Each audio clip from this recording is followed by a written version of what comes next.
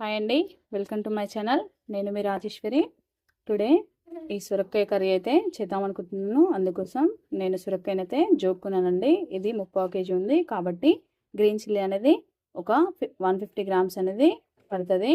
1/4 కేజీకి 50 గ్రామ్స్ చొప్పున 50 గ్రాముల చొప్పున నేను తీసుకున్నాను. ఎవరైనా ఇదే విధంగా తీసుకుంటే మనకు పర్ఫెక్ట్గా కారం అనేది సెట్ అవుతుంది. ఇలా తీసుకొని దీన్ని పీలంతా తీసేసేయాలి. అలాగే మిర్చికి కూడా తొడిమలు తీసుకుందాం. మొత్తం ఈ విధంగా పీల్ తీసేసిన తర్వాత దీన్ని ముక్కలు కట్ చేసుకోవాలి. అలాగే గ్రీన్ చిల్లీని కూడా తొడిమలు తీసేసాను. ఒక ఆనియన్ తీసుకున్నాను. ఇదంతా ఇది కట్ చేసుకోవాలి. అలాగే గ్రీన్ చిల్లీని మిక్సీ పట్టేసుకోవాలి. అందులో ఒక ఎల్లిపాయ గడ్డని ఈ విధంగా తీసేసుకొని వేసుకొని మిక్సీ జార్లో వేసుకొని మిక్సీ పట్టేసుకుందాం. మొత్తం ఈ విధంగా పీసెస్ కట్ చేసుకున్నాను. అలాగే కరివేపాకు ఒక 3 రెమ్మలు తీసుకొని ఇలా క్లీన్ చేసుకొని పెట్టుకున్నాను. ఈ సొరకాయ ముక్కలు చూడండి. అలాగే ఆనియన్స్ ఒక 2 గ్రీన్ చిల్లీ తీసుకున్నాను. ఇప్పుడు ఈ మిక్సీ జార్లో గ్రీన్ చిల్లీని వేసుకున్నాను. అలాగే ఇందులోనే ఎల్లిపాయలు తీసుకున్నాం కదా, ఈ ఎల్లిపాయలని కూడా యాడ్ చేసి మిక్సీ పట్టేసుకున్నాం. అలాగే టేస్ట్ తగ్గట్టుగా సాల్ట్ని యాడ్ చేసుకుందాం. మీకు ఎంత పడుతుందో చూసుకొని వాడుకోండి. ఈ విధంగా మిక్సీ పట్టేసాను. మనం ఇందులో అసలు వాటర్ అనేది యాడ్ చేయకూడదు. యాడ్ చేయకుండానే ఇలా మిక్సీ పట్టేసుకోవాలి. ఇప్పుడు ఒక కడాయిని పెట్టుకొని ఇందులో ఆయిల్ పోసుకుంటున్నాను.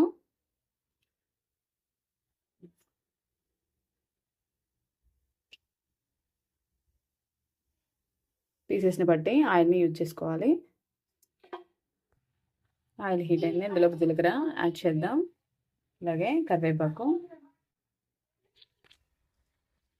కొద్దిగా ఫ్రై అయిన తర్వాత ఎండుమిర్చి అలాగే గ్రీన్ చిల్లీ కూడా తీసుకున్నాం కదా, అది కూడా యాడ్ చేసి మనం మిక్స్ కలుపుతున్నాం. ఇవి కొద్దిగా ఫ్రై అయిన తర్వాత ఆనియన్స్ వేసుకొని ఫ్రై చేసుకోవాలి.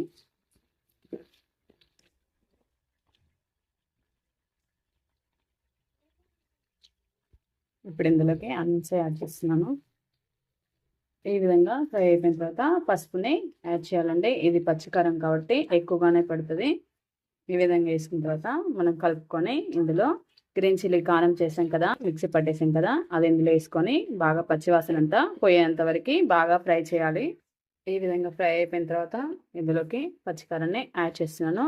ఇది బాగా మిక్స్ అవ్వాలి, బాగా ఫ్రై అవ్వాలి. పచ్చివాసన మొత్తం పోతే మనకి కారం అనేది కారం ఘాటు ఉండదు. అలాగే మనకు స్మెల్ కూడా రాదండి. గ్రీన్ చిల్లీ వాసన అనేది రాదు. బాగా ఫ్రై చేసుకోవాలి. ఈ విధంగా ఒక 1 మినిట్ పాటు మీడియం ఫ్లేమ్లో మనం కలుపుకుంటూ ఫ్రై చేసుకోవాలి. ఇలా ఫ్రై అయిపోయిన తర్వాత మొత్తం సొరకాయలని ఇందులో యాడ్ చేసుకుందాం.